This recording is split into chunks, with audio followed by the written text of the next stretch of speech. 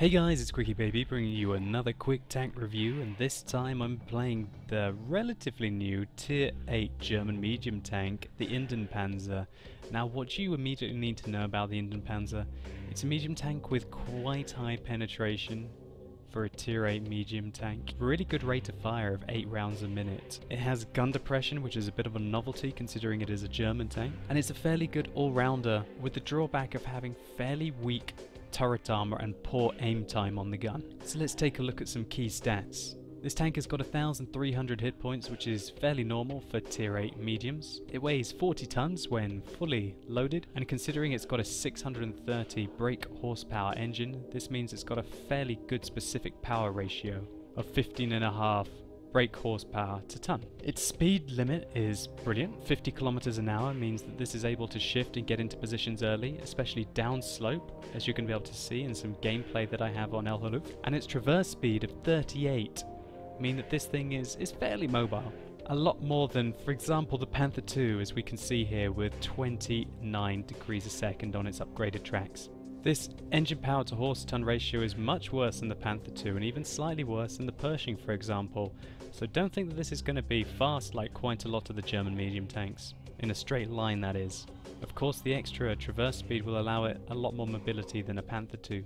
So it's got 90mm of frontal armor, 90mm of side armor, 45 at the rear, and the turret is the same as the hull. One thing I will note is that this mantlet, even though it looks very thick, is very easily penetrated in my experience, as I'm going to show you in the gameplay. Now its standard shell damage is 240, which is more than, for example, the British 20-pounder, and considering this gets an 8 round a minute rate of fire, this makes this 9cm gun, this 90mm gun, very dangerous. One of the best things about this tank is that it's got 212mm of penetration with standard ammo. What this means is that you're able to go through the front of quite a few equal tiered tanks that other tier 8 mediums would struggle with. A Pershing with 180mm of penetration is going to struggle to go through, for example, the front of a T-32, whereas the Indien Panzer has got significantly better chances.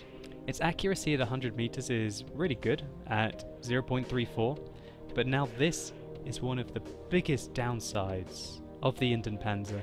It has a 2.9 second aim time. What this means is that you will have to expose your tank for a long time to be able to aim accurately at enemies at medium to long distances. Up close, having such a bad aim time doesn't really matter, but this really is like borderline Russian heavy tank aim time. All the other non-auto loaded tier 8 medium tanks have 2.3 second aim times, apart from the Panther II with the long 88. And to be able to avoid having horrific aim time, you would have to drop down to using the short 88 on the Indien Panzer, which really isn't an option. Whereas the Panther II had a much more interesting option to try and retain the 2.3 second aim time while getting very good accuracy and still keeping most of its penetration values with a good rate of fire but poor alpha damage using the L100 75mm. So all in all, don't expect to be pulling off many accurate snapshots in the Indien Panzer. If you fire quickly, you better hope that the luck is with you. It's a balancing factor really, because if this tank had 2.3 second aim time, that would make this gun an absolute monster. 0.34 accuracy, standard alpha damage, really good penetration with regular ammo, and a fantastic 8 rounds a minute for a tier 8 medium tank would make this an absolute deadly gun with 2.3 second aim time. Some people would suggest dropping out vents for a gun laying drive. However, I really feel that this will nerf your commander's view range, for example. It would nerf the tank in every way. So you would be actually worse off in close quarter combat, as an example, because you don't really need your aim time. The gun lane drive would only really improve your accuracy or your DPM.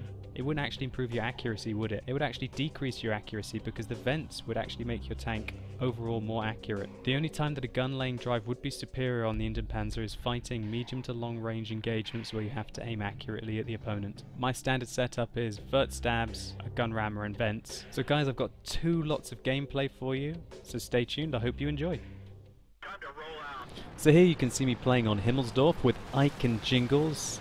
Now this is a great example of an Indien Panzer in an ugly matchup. We only have a 45% chance to win, and there are a bunch of tier 9 tanks on the enemy team. let's still see what we can do. Now, playing Himmelsdorf in an Indien Panzer, you've immediately got a lot more gun depression than a lot of other German tanks, and even the Russian mediums, which means that you can be a lot more flexible on the ridge lines, which hopefully I'm going to show you. Now we can notice that the enemy have got a tier 7 platoon. They're one of the main reasons that they've got a strong team, so we're going to try and work those guys as hard as we can. Always keep your turret facing backwards when you're going up this part of Himmelsdorf, because early scouts in the middle can spot you and get shots on you. Just going to speed the game up a little bit here while we're getting up onto the hill. Jingles is playing in his T-28 and Ike is playing in his Tiger II, so they're taking the heavy line, whereas I'm going to try and work medium tanks up on the hill. Which immediately we can see that T-29 is part of one of the strong enemy platoon on the enemy team, and I decided to try and get a flank, but oh, there's an SU-122 44. And we put our first shot into him. Our friend puts another shot into him, and that's all she wrote for that SU-122 44. We're able to do 433 damage to him with our 2 shots. Trying to get more catches on the enemy team. Right now I'm thinking, great, now we've taken out him, I can work the flank on the IS-8, which is the original person that I wanted to flank. Notice throughout this game the poor aim time on the Indien Panzer. Quite often I have to aim shots for a little longer than I want to, even when shooting into the back of an IS-8 at 90 meters. So I got hit in the side of the turret there by a nice shot from below. Here I want to try and take the T-34. I aim for his lower plate. It goes in. I angle my tracks a little bit so I can pull back. I fire another one. It goes onto his upper plate and bounces, and unfortunately I gave the enemy too much of the rear of my tank and he was able to penetrate there at a 45-degree angle. Let's try and get some revenge. And I can sneak the kill on the side of that T-34 turret. That's one thing that you can't deny about the Indien Panzer, is it's got fantastic penetration with regular AP ammo for a tier 8 medium tank. I try and aim down on his lower plate, but the poor aim time means that the shell can't be aimed accurately and goes straight at his gun mantlet. And the T-30 takes him out. And we can see that the T-29 shooting up at me was able to penetrate me in my gun mantlet. Now remember that that tank has only got 200mm of penetration, unless he was firing APCR. That's just how it goes with the Indien Panzer. You don't have very much armor on your turret. You've probably got worse turret armor than other tier 8 medium tanks. So here I'm trying to wait for the IS-3 to come forwards.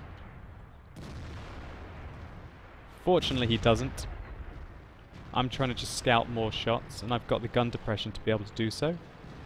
I can see there's an AMX 1390 and a Conqueror below me. I'm going to speed the game up a little bit here. I see the 1390. I get the first shot off on him, and then I pull forwards to try and avoid his fire.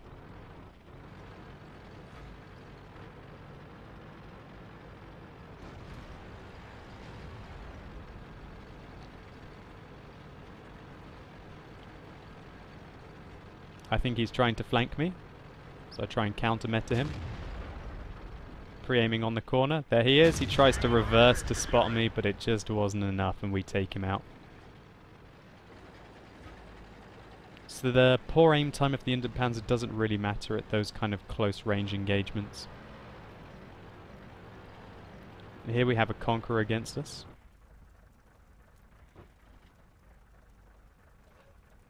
A tank that really will just chew me up. If it gets to shoot me anywhere on my tank, it will penetrate me. And with the health that I have left, he will one-hit me. Still, I want to be able to get some effective shots off on him.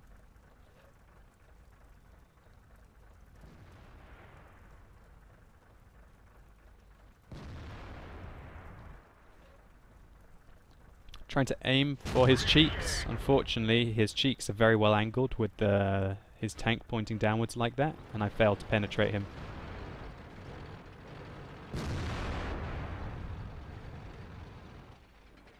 I look for the IS-3, I'm looking for him. I decide he's fired, now it's time to poke. We make the kill. Next we're just trying to rush down the hill to try and get a little bit more damage off. And unfortunately the Conqueror comes through and nails me on the move. And that was all she wrote for the Indien Panzer. But we were still able to do 2,200 damage and pick up 4 kills. I really showcased the great gun depression that the Indien Panzer has, and a degree of the mobility that it has. It's a lot more flexible than the other German medium tanks, and even the Russian medium tanks. But with that flexibility comes a cost. The fact that its armor is rather poor compared to the E-50, for example. Let's take a look at some more gameplay. So now I'm playing on El Haluf in a nice matchup for this tank. We can see that half the enemy tanks are tier 8s and the rest are tier 7s and 6s. I only go one place in my fast medium tanks on El Haluf, and that's down below. I feel that I really want to be spotting from down here. Keep it strong for my team. And I'm thinking, oh yeah, Type 59. I fire one shot off on him. Doesn't connect. Fortunately I dodge the Type and the Lux shell. Then I fire my second shot off, which goes straight through. What a result. I didn't take any damage going down there magically, and I still managed to pen the Type. I can see he's looking at someone else. I go out and place one through his frontal armor. He kills my gunner and damages my tank. I'll show you where it penetrated quickly, straight through the mantlet to kill my gunner. That's very interesting. My gunner sits there right behind the gun. And we can see that we're able to penetrate the Type 59 for the 3rd time. And this is really where that 212 millimeters of penetration comes in handy. We're able to go through that Type 59 like butter. Whereas other tier 8 medium tanks, such as the Pershing for example, would really struggle to be able to go through a Type 59 when he's angling like that. But the Indien Panzer, and tanks such as the Centurion as an example, with their very impressive penetration for tier 8 medium tanks, are really able to punish tanks that rely on their armor to engage, such as the Type 59. Now we can see a magical Type 62 coming from behind me. Zerging down the slopes, thinking he's got the jump on me. Oh dear sir, unless you fire heat, you are very, very, very, very, very dead. Fortunately for me, he's firing at a Lux. And the Fernand takes our scout out. And I shut down the Type 62. So I want to keep my eyes up for my team. Remember, this is a 50%er, so we have to have a fairly good roll in this game, otherwise we won't be able to come through with a win.